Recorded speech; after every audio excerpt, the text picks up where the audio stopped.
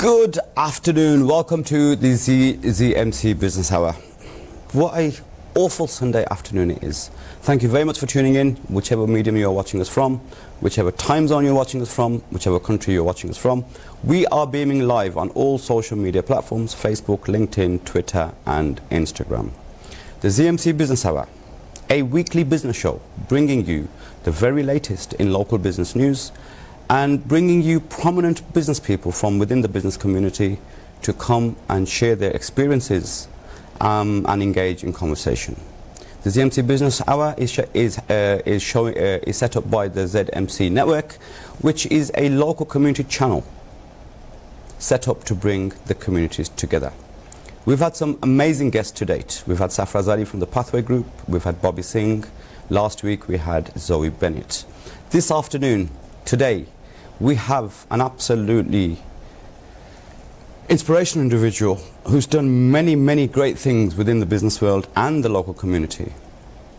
A businessman who's been in business for 50 years and claims to carry on working until he drops. A mentor to me, a senior to me. Can I please introduce everybody to the great man, Mr. Nazir Awan. Uncle, Assalamu alaikum. Thank you for coming. Wa alaikum salam. It's a pleasure to be here. Can I just say before we start, you know, when you pass your driving test, and no matter how long you've been driving, whenever you sit in the car with your father, you can never do anything right. So that's some about how I'm feeling today. So please be easy on me. But honestly, it's great to have you here.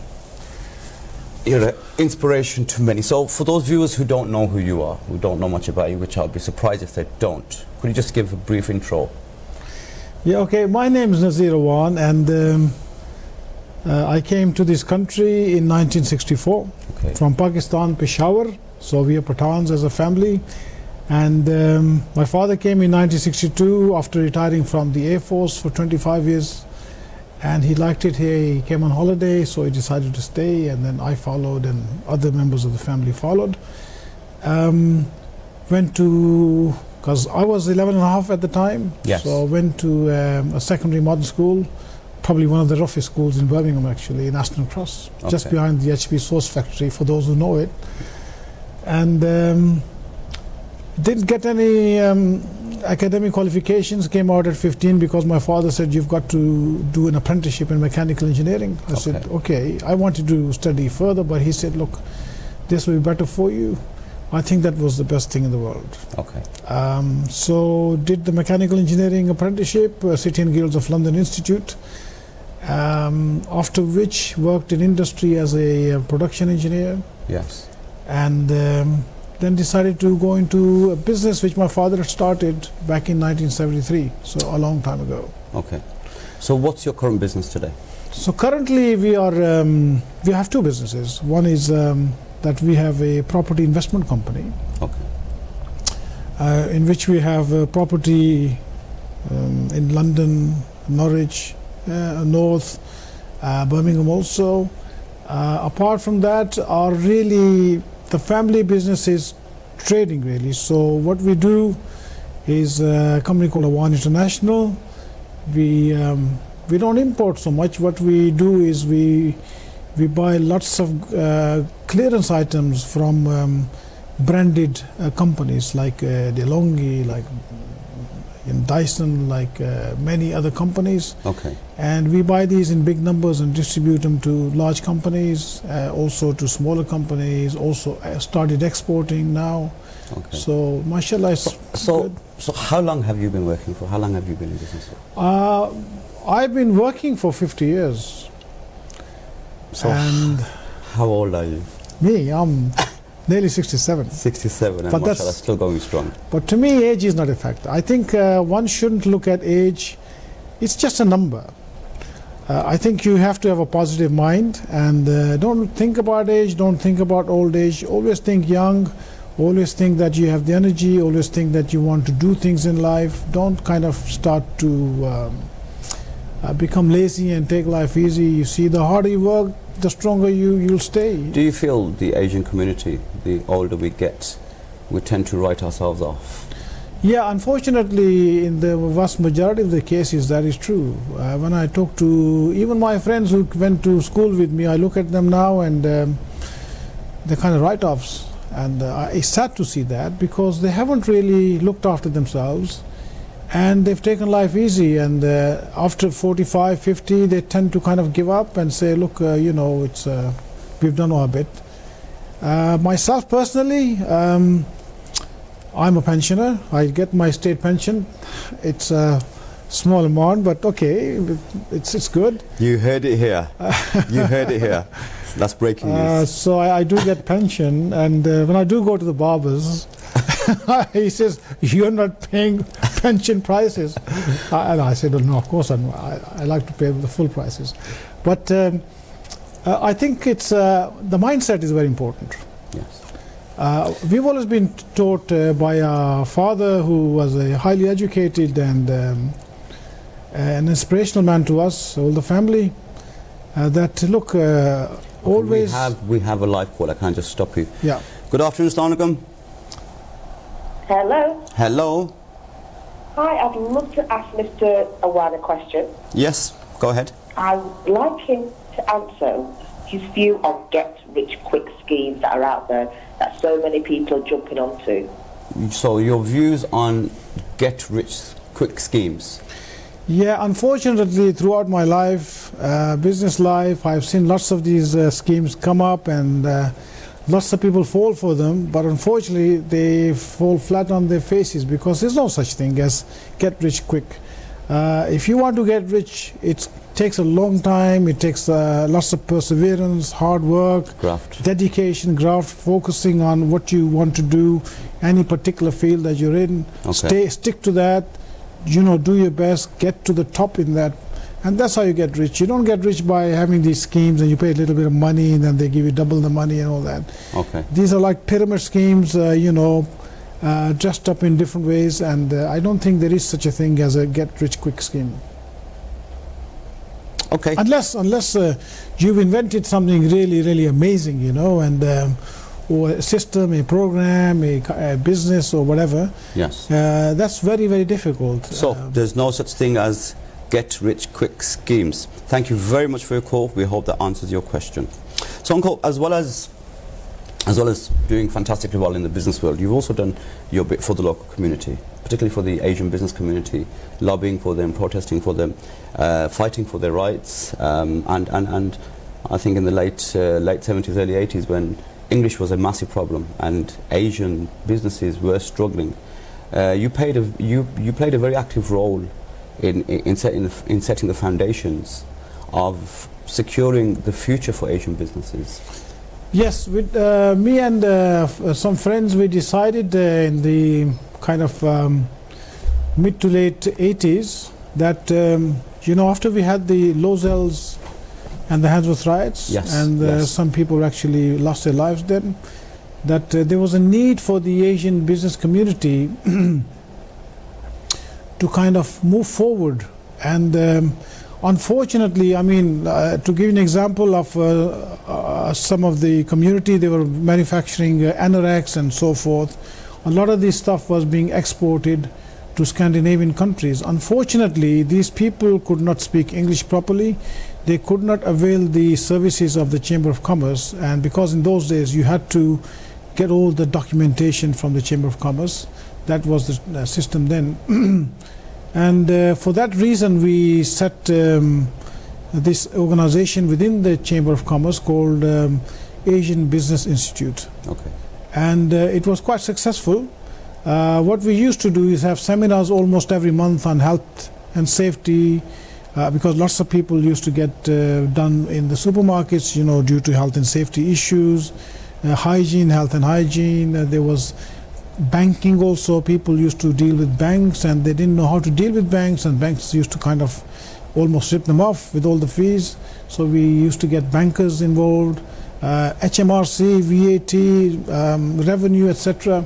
So we kind of started this so that we could educate our business community of all these things, so they have knowledge to go forward with their businesses and to do them properly and not get fined and kind of look after the businesses properly. Yes. So what inspires a very young Nazir Awan, who's in the infancy of his own business, to set up something like that in the very early days? What inspired that? Well, I think that mashallah, my journey has been one of success from the very beginning. From when I left school to then to work, and even engineering, I mean, I did really well. I had people who were 20 years seniors working under me in engineering. That was a blessing. And so again, in business, the day I started, from then on, I saw success. And I've seen success throughout my life, really. And I don't think I've really seen any bad times with the grace of God. And I think these are blessings from Allah and from the parents' du'as. So what inspired me is that, and this is not just me, also my father, he helped the community. We as Awans, it's in our blood. That Awan actually means one who comes to the aid of others. So it's an Arabic word, Awan. That is in our blood. My father, he was a community leader. He set up the second mosque of Birmingham.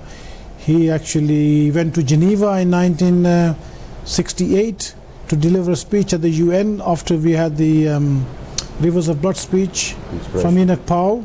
And we had the Teddy Boy movement, we had the skinhead movement, and we had lots of issues. And then we had all these people marching against immigrants, and then against that we set up All Faiths for One Race, my father did, and we used to march against them, and in which we had the Hindus, Sikhs, Christians, everybody. So he was that kind of a person, and he fought for the community, for the rights of the community, helping community. In those days, if you can imagine, early days, lots of in the late 60s, early 70s, people had immigration issues and others. Because language was a massive barrier. Language was a barrier. People weren't educated. So what they used to do is to go to people who used to write letters for them and charge them a week's salary. Yeah. And my father set this office up and charged nothing. He paid from his own pocket. And I think we're getting the rewards and benefits of that today. So you were mainly inspired by so my father did that. So when we were successful, we made money, we thought we need to put that back into the community. Because everybody can work for themselves and being selfish. Yes. I think those who are blessed, who actually Allah Ta'ala puts this in their minds to help others. I think it's very important, and I still do that, and my son also is following the footsteps, and my brothers also do the same. So inshallah, we are very, very, very grateful to Allah for that opportunity. MashaAllah. Viewers, I'd like to remind you we are live in conversation with the legendary Nazir Awan, a very prominent businessman from the West Midlands. We would encourage you to call in with your questions. The number is at the bottom of the screen, 0121 753 4131. We are transmitting live on Facebook, on Instagram, on LinkedIn and on Twitter. Please call in for your questions. It's it's an honor to have such people in the studio from whom we can draw advice and guidance. And if you have any questions about the business world or about any issues, please feel free to call in. So Uncle, apart from the community work and the chamber work, your business has been incredibly successful, and you put a lot of that down to your parents' du'as and the example that your father set for you. There must have been some challenging times, though. There must have been some challenging times where you were against the grain, where you had to. Honestly, I can tell you honestly that I have never had any major problems or issues. In business you always get issues, problems. Yes. But these are not problems. I look at them as challenges in business, and also in personal life. It's been really, really amazing. Okay. I'm truly blessed, and I haven't really seen any dips, if you like. And would you say you've made any mistakes along the way? Oh, you always make mistakes. I think anybody who says he doesn't make mistakes, I think mistakes you make which are good, because from mistakes you learn things and you become stronger. So in business you make mistakes, you sometimes trust people with credit, and you make wrong judgments. Sometimes you buy the wrong goods. Sometimes you do things in a different way that you should be doing another way. So yes, you make mistakes in business, and then you correct them, you learn from them. And I think somebody who does make mistakes and then learn from them, it makes them stronger. Yeah. So what would your advice be to our viewers who potentially feel a bit deflated by mistakes or something that goes wrong in the business? Surely your resilience is what's got you through and to where you are today. Many of our viewers potentially in business, potentially deflated by mistakes they make, or don't really give it what they should be giving. What would your advice be to them? First of all, I think that business is such a world that you have to have the mindset for business. Okay, not everyone is made to do business. I mean, some people are academics, others are into sports, others are into vocational skills, etc. So not everybody can be a business person. And the ones who are in business, the ones who are successful, are the ones who don't look at problems as problems but as challenges, and rise to those challenges and persevere and focus, work hard, dedicate their time, and don't give up. I think that's very, very important. Yes. So yes, I mean, Edison, when he was inventing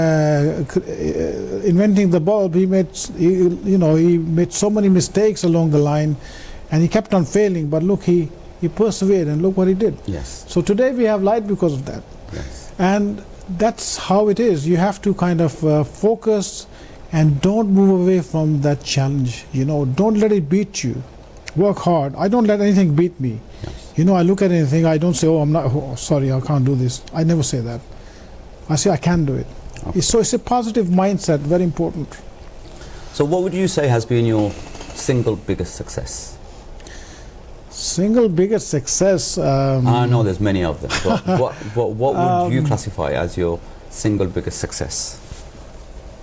I think that the single biggest success is to be here at this age and to have done so well, mashallah, and have 2 beautiful children and 6 beautiful grandchildren, and have a good business. And also we have done our business as a family in a very respectable and in a proper manner, that we were honest, hardworking.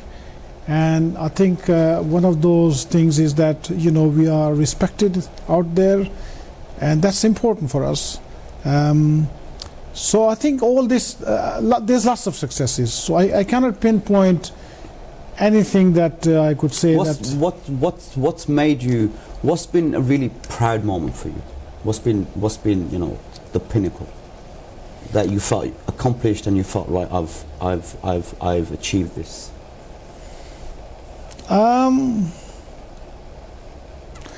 I can't really say, anything like that, because there's so many proud moments. When you have your son or your daughter, it's a proud moment. When you have your grandchildren, when you do a great deal in business. I'll tell you what, I've done some really, really big deals in business. Who are your current clients? Sorry? Who are your current clients? Our clients are people like, people who have multiple shops, like The Range, like we have Robert Dice, Theo Profitas, very famous business person. He has a retail company. You went to visit him last year, yes, didn't you? I did. Yes. So I went to visit him. He's a very hard man, as you could probably see on Dragon's Den. But I sat there, and then 4 of his people sat, and he was in the middle. And of course, I walked out with an order almost £400,000. Wow. And then since then, we are almost supplying his company every single week. Wow. So you could say that's a success that I'm proud of. That Yes. we could go and meet that kind of people who are very, very hard-earned business people, and Yes. you could still deal with them and supply them. So that's a proud moment. Proud moments are also when you accomplish certain things, and accomplishment is when, in business, for instance, I've done some very, very big deals, even at a very young age. Like I could say to you an example of, I bought once 1.5 million Kodak films. I mean, how many people buy Kodak films. Yeah, in those days, like 25 years Who ago. remembers Kodak films? Yeah, like 25, 27 years ago, film was big. Okay, we just have a live caller. Hello, Assalamu alaikum. Abid is Safraz here. Safraz, welcome, thank you. Thank you so much. I've got a question from Mr. Awan. Fire away. Mr. Awan, firstly, congratulations on your Umrah trip. I've seen some of the photos, fantastic, mashallah. My question is, just in terms of people that I speak to, there's quite a few people that assume business is a lot harder now, a lot more competition, there's a lot more people doing it, much more, again, much more awareness. And there was a time and a place, maybe, you know, as I said, you know, you've talked about 25 years ago, 30 years ago, myself, I've been in business as well, 20 years, that everything was easier then. I just wanted your sort of thoughts on that. If you can share that with myself and obviously the audience, that would be fantastic, sir. Assalamu alaikum, Safraz. Nice to hear from you. And of course, the point you're making is perfectly correct. When we started business, it was much easier. The competition wasn't as much as it is today. There wasn't obviously the internet, which has made the business more competitive. And also, because there wasn't many people, anything that you brought in those days or bought, you could sell very easily. There was a big demand. Yes. And especially like 30, 40 years ago, all these novelties, you know, people didn't have these things and they wanted them. Yes. And people were working, they had jobs, they had the money which they could spend. And today the problem is that, first of all, the expenses are very high for people, so they don't have much disposable income. And the second problem is that there is so much competition. People are, you know, like if you want to buy something today, then you go on to Amazon. You know, everybody just clicks Amazon. So all these small businesses are suffering today because the large businesses have taken over. So wherever you go now, it's large businesses which are doing well, you see. Do you not feel that maybe the small businesses are not adopting quick enough or taking note of the change and changing with the times? Those small businesses which are adopting and also going online and selling online also, they are doing pretty good.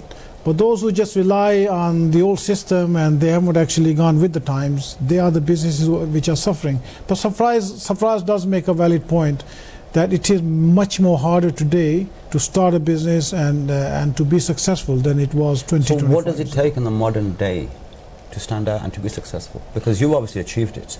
Yeah. What would it take in the modern day to keep ahead of the game? Depends on what you're doing. I mean, are you providing service? Are you selling products? Are you buying and selling property? Whatever you're doing. So have a look at, you see, what I believe in is that if you want to be successful, do not reinvent the wheel.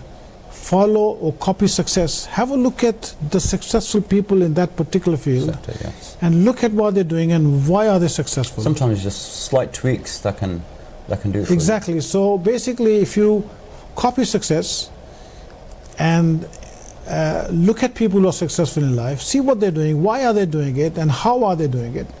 That's one way of really achieving things, you know, without doing too much hard work. So, you know, studying something or in the field that you're in, of course, yeah. Yes. So Fraz has called in. He treats you as a mentor. I treat you as a mentor, as many other people do. Who do you aspire to as a mentor? Who do you look up? Who inspires you in the current day? Oh, in the current day, I of course, as I just said, that there are many very, very large businesses and business owners who are friends of mine. Give an example, I play golf in a society which I'm the only Asian. We're going there. to talk about your sport very shortly. No, I'm just giving you this morning I called you at 10 o'clock to give you a rundown of where we were going to be sitting today, and you answered the call from your bike. Bearing in mind we're currently in storms and we've got 70 miles an hour gusts of wind. You were out cycling this morning at 10 o'clock, which is just shocking. But we will talk about your health and your fine looks shortly. But in terms of inspiration, yeah, that's where I was coming from. You see, so I play golf with this society in which we have all the guys are really highly successful, and they're mostly white people. And when I talk to them, when you're playing golf and you learn from these people, they've retired now, most of them. Yes. They're 70, 75 plus. They're very highly successful business people in different sectors of business. And when I talk to them, they inspire me. I learn a lot from them. And anybody else who's done well in business, and it could be somebody much younger than me, but may have done something which is different. So that would be inspirational to me. So I'm always willing to learn from somebody younger or older. Wherever you get good knowledge, learn from that and be inspired by that. Ladies and gentlemen, can I just remind you, we are live in the studio with none other than Nazir Awan. I would encourage you to call in. The number is at the bottom of the screen. Any questions, any queries you may have about the business world, please feel free to call in. We are transmitting live from Facebook Live, LinkedIn, Instagram and WhatsApp. So Uncle, you lead a very busy life, business-wise and socially, and you participate in a lot of social activity. Can we just talk about that? You have this passion for singing. You have a passion for sports, and as you said before, many people your age have retired, are bedridden even, and mentally just switched off. And then there's yourself, who just keeps on getting younger. I don't get younger. I mean, I know there's a big secret here which involves berries. Yes. So can we just talk about berries? Yes, I like to share that with all the friends and everybody's watching at the moment. I think that the secret to youthful looks. Okay, so first of all, I like to say that health is very important. Yes. If you're healthy, you can do things and you can enjoy life. You see, death is written for us. We know that it's up to Allah. He's written it for us. We don't know when we're going to go, and that's the secret of life. But we are going to go. But whilst we're here, it's up to us to have a good quality of life. And to lead a good quality of life, I think that something that I've been doing all my life is sports. And I always make sure that at least 1 hour every day, and first thing in the morning, I do something. I either go out walking, running, biking, whatever, and swimming. You're also a very keen swimmer. Yeah, very keen swimmer. I swam for 12 years, 6 days a week, non-stop. So I did lots of different things. But nowadays I'm riding a bike. I enjoy that very much. It's good for stamina. So I think it's very important to do something physical every day. So what I do, I go out and I come back, and it doesn't matter if it's raining or if it's cold or whatever it is, I'm out there. Yes. I think that's what I was saying. Perseverance is very important. You got to do something. You get out of bed. Don't be lazy.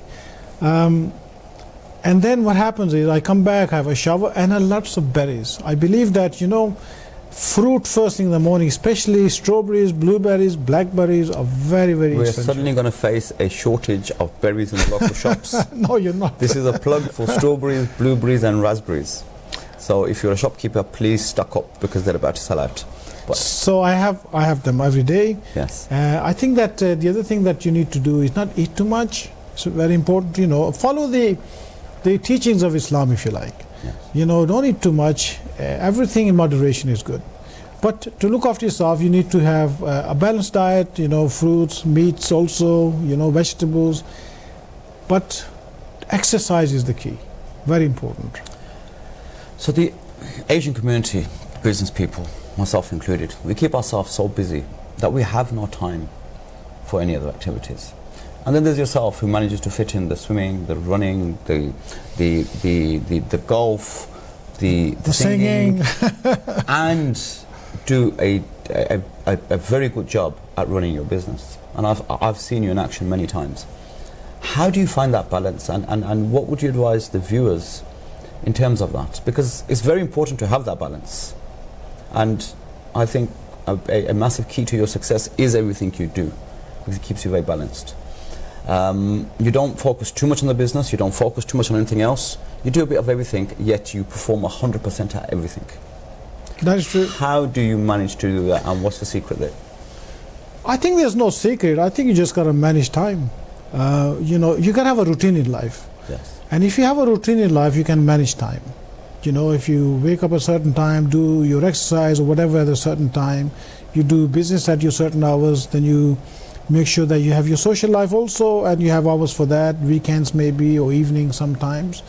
So you can manage time. I think time management is very important, and something which our people are not very good at, most businesses aren't good at. Time management. Time management, learn to, and I think self-discipline. Have habits which you carry on day after day after day, you know, and because habits build character. Once you have good habits and you have a routine in life, it builds character and makes you stronger and actually makes you successful, makes you healthy. So I think time management is very important. Everybody can do what I can do. What I do, everybody can do. I'm not nobody special. I'm just an ordinary person like anybody else. But I manage my time. That's how it is. Viewers, I would like to remind you again, we are live in conversation with the great man, Mr. Nazir Awan, an absolute icon of the business community in the West Midlands. In fact, nationally. So if you have any questions, any queries, I would invite you to call in. The number is at the bottom of the screen. So, Uncle, what wisdom would you give to the viewers for the young entrepreneurs who are just starting out in business now? Obviously, when you started out, times were different. There was a lot of opportunity, but there was a lot of challenges in your way as well, which you tackled. The challenges 30, 40, 50 years ago, as Safra said, are quite different to what they are today. A lot of young entrepreneurs have these ideas, have these visions, but they don't know the first place to start and they don't know what to do. What would your advice be to them? My advice to them would be that, look, if you are young and you're starting off in business, first of all, I'd like to say that when you run your own businesses, at the very onset and when you start off, it's difficult. You don't make a lot of money. Sometimes you lose money. But in the long term, the life of a businessman is much better because you have the potential to make a lot more money. Say if I stuck to my engineering and I was working as an engineer in a company, I would have been retired today and maybe just owned my own home or maybe something else, and that would have been it. But mashallah, because I decided to go into business, we have built up a property empire. We do international business, and it's because of barakat in business. You know, business, there is no actually limit to what you can do in business. So the advice would be that when you start off business, just think about these things, and this is going to be your goal. And first of all, do you really want to do business? Do you really want to sacrifice your life? You know, because you have to sacrifice certain things, you know, sometimes friendship, sometimes social time, etc. in the beginning. Yes. You got to work hard in the beginning to build a solid platform. Once you've done that, you can start to enjoy life, yeah? But like anything, if you want to achieve anything, you have to sacrifice something for it. And just focus on what you do, you know, pick something and try and get to the top of that. Don't do this today and something else tomorrow and somebody says, look, do this tomorrow. That is not the way to be successful. We stuck to what we started in business, which was electronics, consumer goods, gift items, and we still do that today. So I think that's important, that you stick to what you do, focus, dedicate your life, and do not try to show off to people. When you get a little bit of money in your pocket, you know, sometimes people waste that money. Yes. Utilize that money to actually make your business bigger. Yes. Keep on putting it back. Enjoy your life also. Don't live like a miser or anything. I'm not saying that. Enjoy life, but also put that money back, reinvest that money, and keep on doing that, and you'll find one day it just snowballs, and then you can do what you like. So going back to your days when you founded the Asian Business Chamber, Asian Business Link, that was 30 years ago? Yeah, 87. From you obviously engaged with a lot of Asian business and BAME business owners then. What changes have you seen in the Asian business demographics from then to now? How have people's mindsets changed? Well, I mean, have people become more entrepreneurial? Or yeah, they have. I mean, I'm really proud of the Asian business community, because basically when I came to this country, there was only 3 or 4 Asian shops in Birmingham. Today we have a look at not just Birmingham, Manchester, London, lots of places. You see many Asian businesses. In Birmingham, it's all over. And that's because people have done well, and they are doing well. because our community is hardworking, yeah, and they dedicate their life to that. So the question was, what? In the last 30 years, what Yeah. changes have you seen in the Asian businessman mindset? Yeah. So Asian business mindset, some businesses have gone on to be really, really successful, and not just in buying and selling, also in service industry, you know, like accountants, lawyers, and many other professions also. So we have seen a lot of success in that, and that is fantastic, because, you know, the Asian business community helps itself. We employ a lot of our own people. Now, if you look around all these shops, most of the staff is Asian, of course, you know, Pakistani, Indian, Bangladeshi, whoever they are. And that is amazing. So we've seen lots of changes in the last 20, 30 years. Lots of businesses have become really, really big. They become international businesses. Lots of my friends have done really well. So I'm really proud of that. And I think that there is a young element who are very enterprising, who've been to university, who've actually learned different techniques of doing business. Yes. So they're bringing fresh ideas. So I think the future is going to be really bright. I'm really, really, you know, positive about that. Yes. Okay, so you mentioned golf earlier on, and you mentioned the people that you play golf with. You also attend a lot of other networking events. Even at your age, and even at the success that you've achieved. Even at my age, I'm only a young man. At where you are in your career. Sorry, even at the age of where your business is, not you, your business. How important is that networking for you right now? I think it's very important, because I mean, I come to your events, Chutney and Chat, which are I came to the very first one, and I don't think I've missed many, maybe 4 or 5, which are absolutely great events, and I take my hat off to you for that. Thank you. I think that when you go to these events, you do learn from other people. As I said, there's some young people who are actually got really brilliant ideas, or they share their experiences of life, which I don't have those experiences, if you like. So you're constantly learning. You're constantly and learning. I open to think you learn until you die, actually. Also, the other factor is that I like to inspire young people. Which you do. And when I go to these events, you know, people do ask me things and talk to me, and I like that. It's lovely to talk to young people, to inspire them, share some knowledge with them, give them some ideas how to carry on, etc. And they appreciate that, because unfortunately a lot of our successful businesses today, or business owners, they just hide away. They don't really come into the community or share their experiences for some reason.